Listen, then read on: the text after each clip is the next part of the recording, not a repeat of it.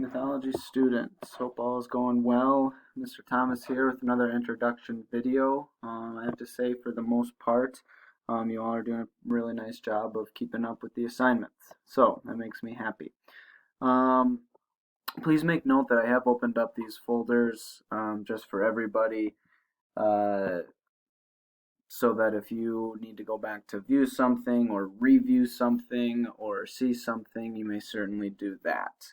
Um, Also, I think that it's very important before moving into our next unit that you complete and understand, these last two units where we read our Iliad stories. So, getting into this unit is going to be based specifically on Odysseus and his voyage home.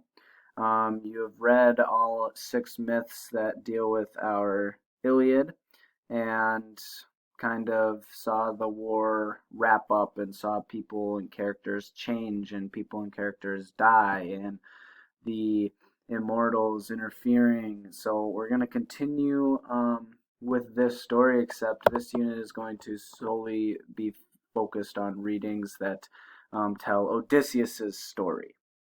So, the first couple things here that you'll need to do, so the distance learning expectations, this introduction video, the mythology distance learning daily checklist, and the instructions for week 6 and 7. These are things that you just need to view or watch, but I strongly encourage and want to ensure that you all read them and understand what is being asked, especially with this distance learning daily checklist and the instructions for week 6 and 7. This has pacing guides in it for you to ensure that you are not falling behind and that you're completing a little bit each day. So if we click on our instructions, it'll kind of tell you what you should do each day, and then especially want to point out our Google Meet times.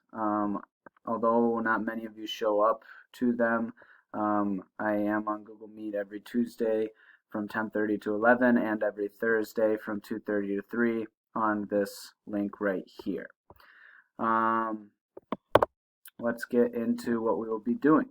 So before we get into any of the readings, I want you to view this 12 characteristics of a hero's journey narrated notes. Now this is very important because part of us wrapping up our Odyssey unit, so in our last and final unit, which we'll post in 2 weeks, we are going to be writing an essay about how Odysseus meets all 12 of the characteristics. So if you remember, we already learned how he meets the first 3. I want you to watch this video and kind of be looking for how he meets characteristics 4 through 12.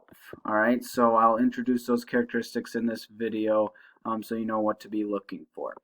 This is a 12 characteristics of a hero's journey note sheet.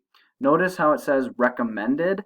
I'm going to click on this and kind of show you what it is and kind of explain how it will help you. But this is not something that I'm going to necessarily be collecting, but if you come back and ask me questions about how he meets these characteristics and you haven't made a copy of this or don't have this completed, I'm going to instruct you to do that first before I offer in-depth help. Okay, so I am making note right here. I will not be collecting this, but to keep you organized and prepared for our final unit, filling this document as you read the stories of the Odyssey is highly recommended. So you all have access to view this document. All you have to do is file, make a copy, and then title it whatever you would like.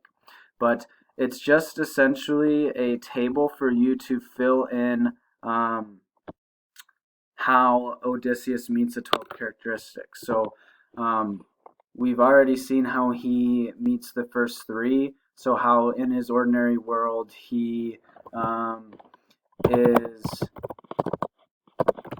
the king of Ithaca, living on his land with his wife Penelope and son Telemachus. Okay, so that's his ordinary world. Now Odysseus gets called to adventure when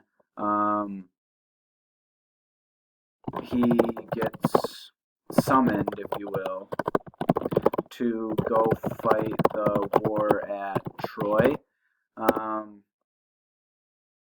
And he has to go fight, because you have to remember that, you know, the oath that all kings swore was his idea.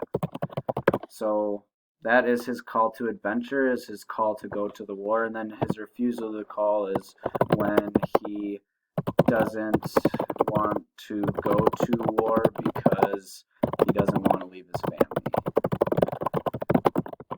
And to attempt to avoid going to war, he tries to act mad or insane. Okay, so we've already seen how he meets these 3 characteristics, and once you watch the 12 characteristics narrated notes, I'll kind of explain what to be looking for in these additional 9. But I think just filling this in as you read and as you see him meet these characteristics will keep you extremely organized. Basically, with this unit, there's going to be no tests, no quizzes, but you have to do the readings and complete the guided reading questions. So there's 5 stories as opposed to 6.